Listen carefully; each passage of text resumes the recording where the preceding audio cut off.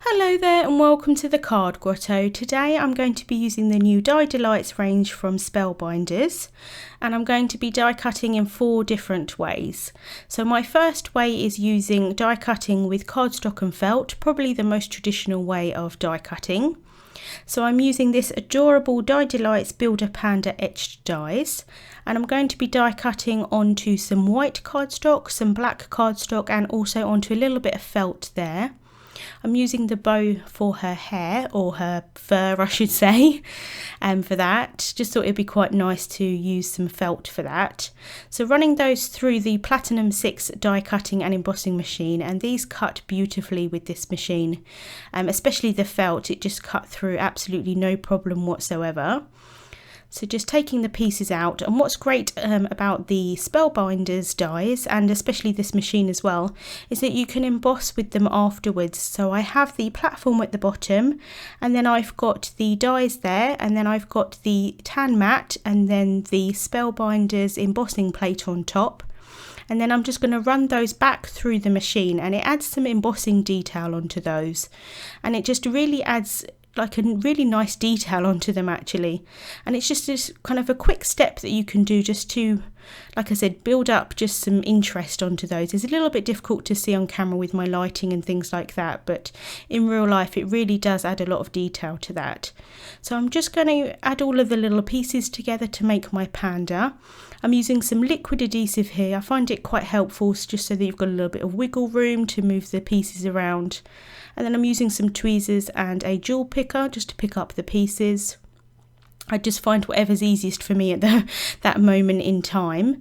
And what's great about that embossed detail on the body in particular is it shows you where you add the pieces on top, which is quite nice. So just placing those down. And I do apologise for the lighting throughout this video. It was just one of those awful days. I think we had hail, we had rain, we had snow, we had sleet, and then the sun came out. So it wasn't a great day for filming. I do apologise for that, but hopefully you can still sort of see what I'm doing. So just placing all of those bits down, making my little panda here. She's just absolutely adorable. And in the photos you'll see that added embossing detail. It's really, really nice. So just adding in those eyes there. Really, really cute.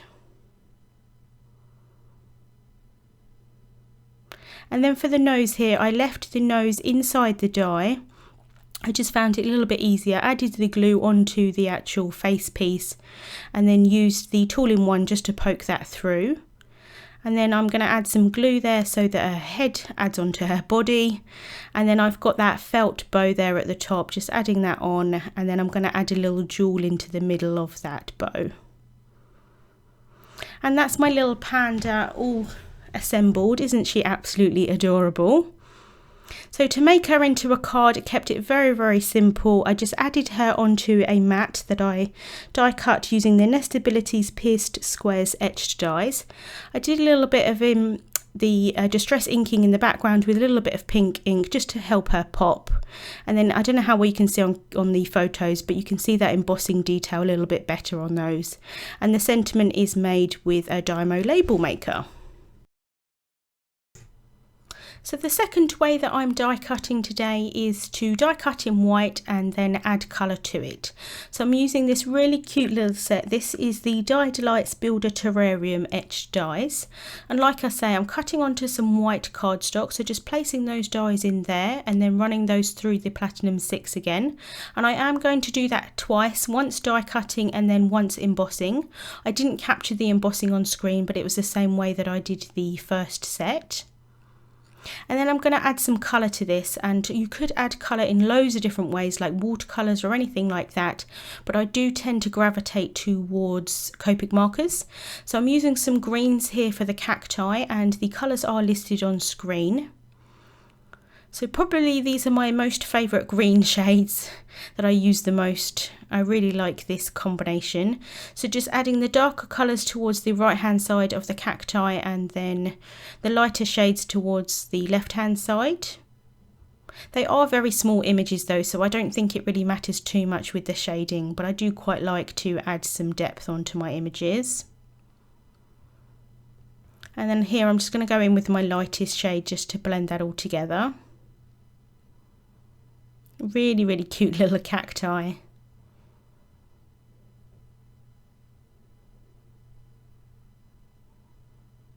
And then for the earth or the soil that they're going to be standing in, I'm just going to go in with some E shades. And I'm just really dotting the colour in. I don't think it really matters too much since this is soil. So just dotting those brown shades in.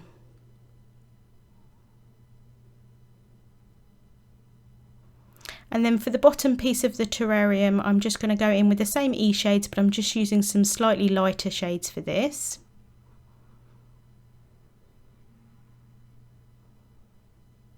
And then for this piece here, which I'm assuming is a glass piece or sort of like the bell jar piece, I'm going to go in with some blue shades and just adding that towards the bottom, and then I'm going to blend out to white with the colourless blender.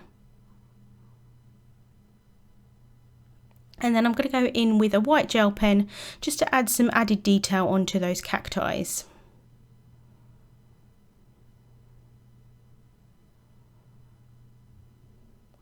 And then to put the piece together, again, I'm going to use some liquid glue. I do find it quite helpful with these types of things so that you can wiggle around your pieces. So once I'm happy with where those are, I'm going to place my first cacti down just to flat down, and then the other two have got some foam tape on the back. And then for the third cacti, I did add a little flower sequin on the top of that because I thought that would be quite cute.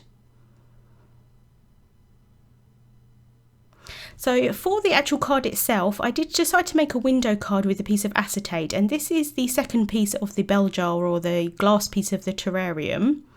And so I added some acetate onto this to make it a window card. It probably would make more sense for the cacti to be behind the acetate, sort of like inside the glass. But for the actual design of my card, I thought that it looked nicer of them being sort of on top of it.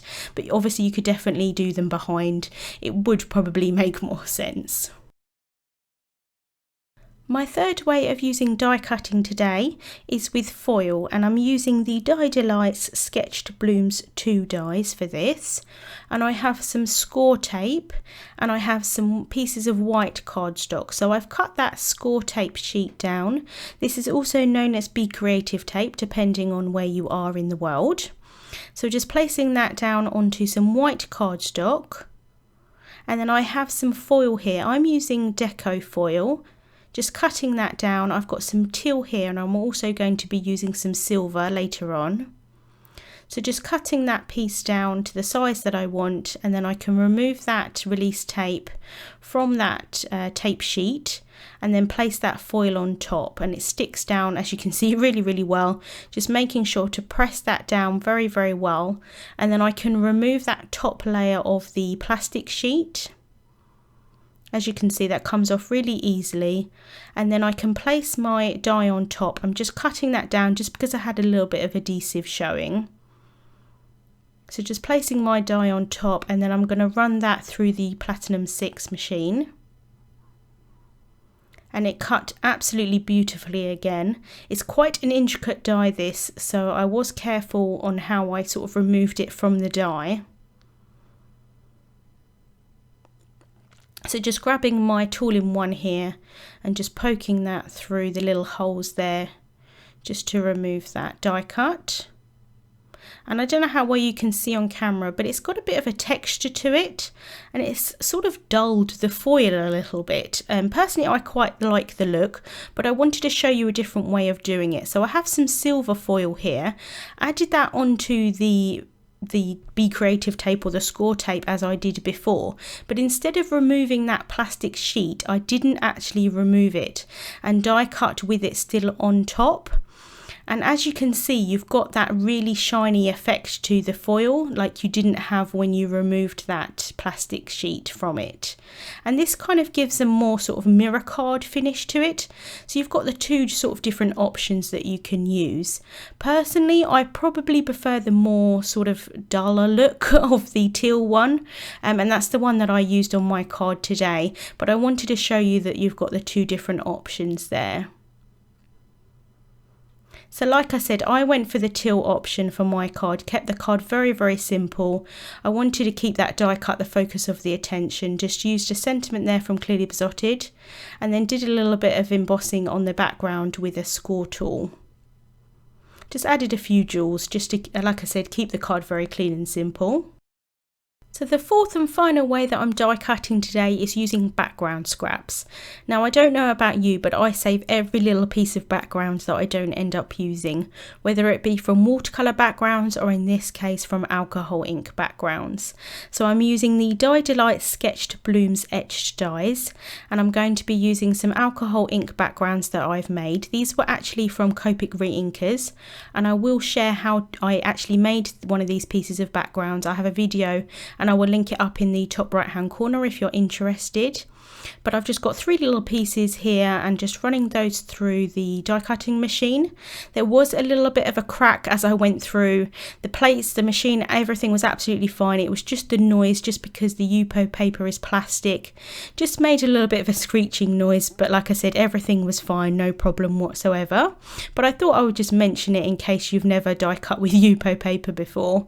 But these dies are really intricate, so I'm just using the tool in one here just to poke through those holes in the die, and then I can just remove that die cut from the die, and it came out really nicely. It cut again, the Platinum 6 cuts really beautifully.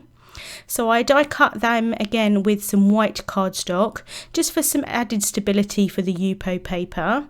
Just placing those together. If I'd thought about it in advance, I would have added some sticker adhesive onto the white piece, but I forgot, so I used spray adhesive on these, but they stuck down really nicely.